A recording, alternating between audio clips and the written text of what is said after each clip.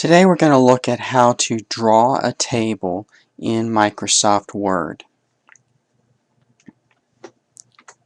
In this lesson we'll do a free-form drawing of a table or to add additional cells. We'll show you how to merge and split cells. We'll talk a little bit about changing the text direction, the way the text faces in a cell within a table. We'll show you how to move and resize entire tables, and then we're going to wrap up with setting the text wrapping around a table. For this lesson, we're going to go in our book to Lesson 16, Drawing a Table, and we're going to go to page 227. Page 227 in our book, and we're going to open this doc file on page 227.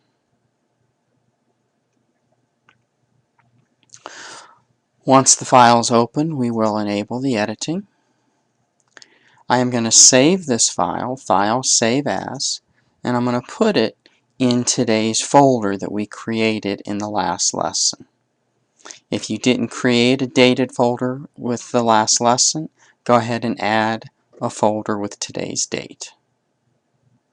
I'm going to go ahead and in this folder I'm going to add my initials to this file. And now we're ready to begin the lesson. I'm going to zoom in here so you can see a little better what I'm working on. In this page, we're going to create, if you will, a free-form table. What I'm calling a free-form table is a table that does not have a set number of rows and columns.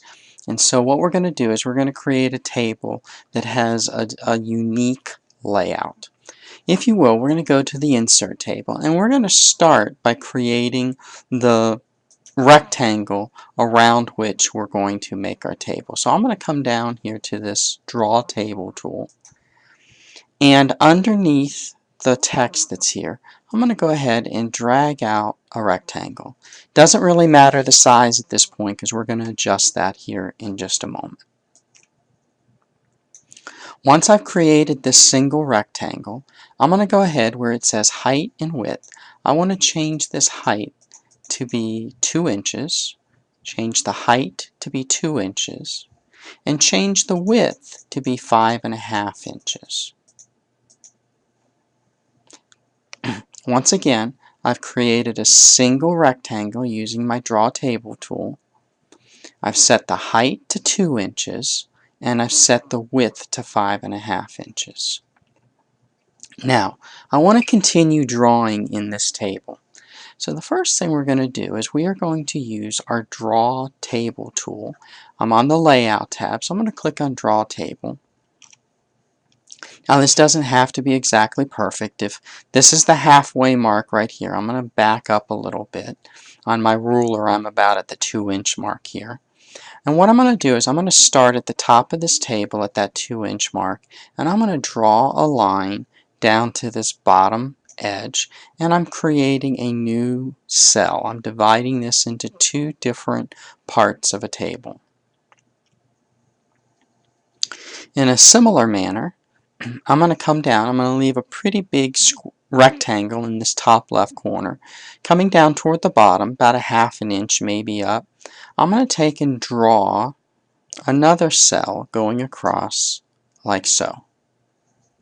So I've drawn one line coming down, I've drawn another line going across like this. Now I do want this line to continue all the way across, so I'm going to start and drag another line coming across to the end. So in essence, this one line does go all the way across. And now, taking this large rectangle that's in the top, I want to divide this in half. So I'm going to take my Draw tool here, coming about halfway down on this line. I'm going to take and draw this across like so. At this point, I'm done drawing the table using the Draw tool, so I'm going to go ahead and turn the Draw tool off.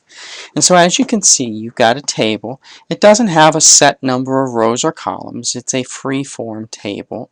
And in this top cell, I'm going to type in Voyager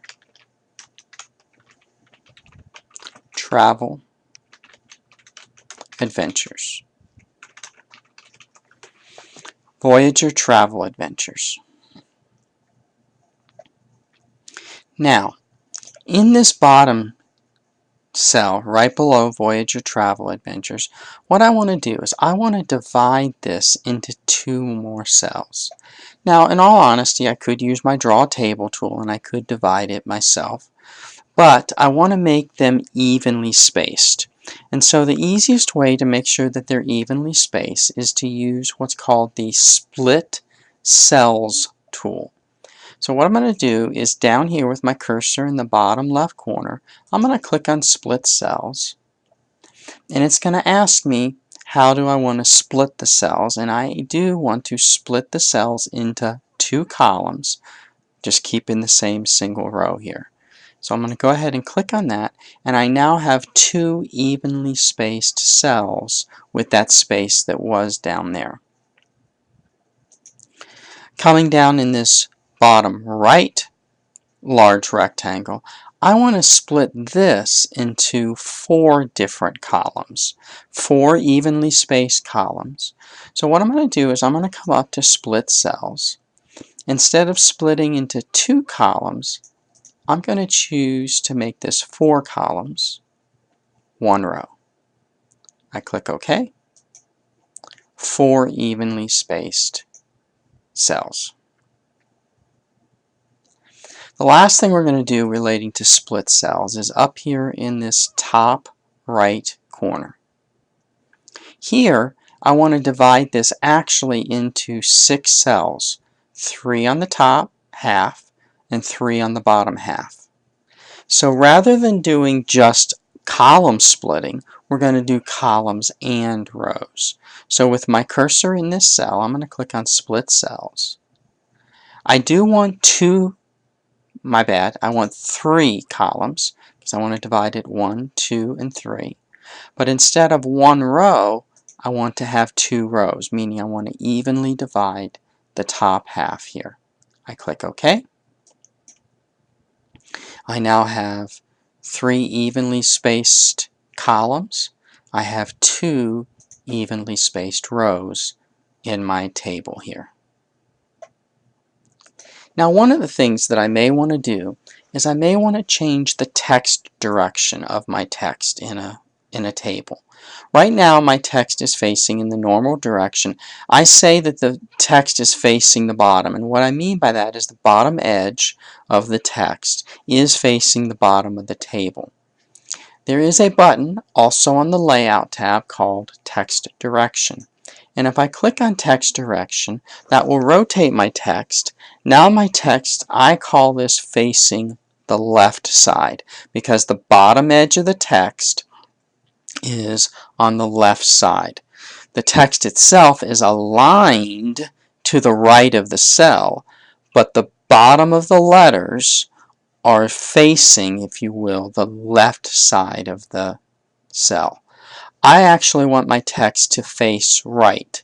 So what I'm going to do is click Text Direction one more time, and that rotates my text around one last time, and this time my text is facing the right-hand side because the bottom edge of the letters is facing the right-hand side. One last adjustment, we're going to go ahead and click on the Align Center Left up here, so that way that text will be centered within the top to bottom portion of that cell. Now my entire table is much larger than I want it to be, so what I want to do is I want to resize the table. Now, you don't have to use the Select All button. Out of habit, I typically do use the Select All button, but technically you do not need to do this to resize this table. In order to resize the table, we're going to use the little square that appears in the bottom right corner of the table. In the top left is my Select All, but in the bottom right, this is my sizing tool for the table. So clicking or pointing at that sizing tool, I can now drag my mouse And what I want to do is I want to make this about half the size that it was before. So it's going to be roughly half the size of the page. If you want to use your ruler as a guide, it's going to come to about 3 inches on the ruler, okay, like so. I still want Voyager Travel Adventures to appear on 2 lines, if you will. If you've made it too small, it'll word wrap to where it's on 3 lines. That's too small. So make sure that the height of the table is high enough that Voyager Travel Adventures still appears as just 2 lines instead of 3 lines.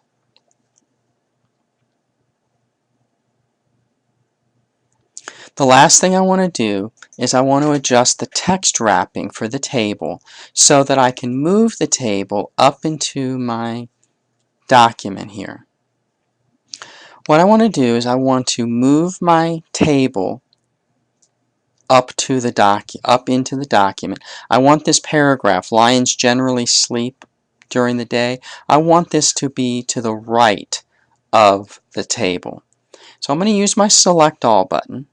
The Select All button also allows me to move my text. So I'm going to drag my table so that basically the top left corner is sitting on top of that word lions.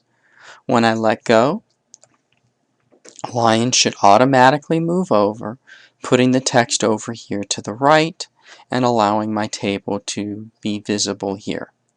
Now, if you do want to change the text wrapping of your table, the way to do that is on the Properties tab. Using the Properties tab, the Properties button. On the Properties button, I can change the way the text wraps in the document. I'm not wanting you to make this change, but I'm just showing you if I change the text wrapping to none and click OK, now the text appears below the table. It does not allow any wrapping to the left side. That's not what I really want to do. I want to keep that around setting, which is the one that was automatically selected when I dragged the table up. I click OK, and that puts it back the way it was. So, in this lesson, we've shown you how to draw a table using the Draw tool. We've also used the split cell table in order to create more uniform, perfectly sized cells within that drawn table. We've adjusted the text direction. We have resized the table, and we have moved the table as well, which changes the text wrapping of that table. At this point, we want to save our work, and we can close this particular file out.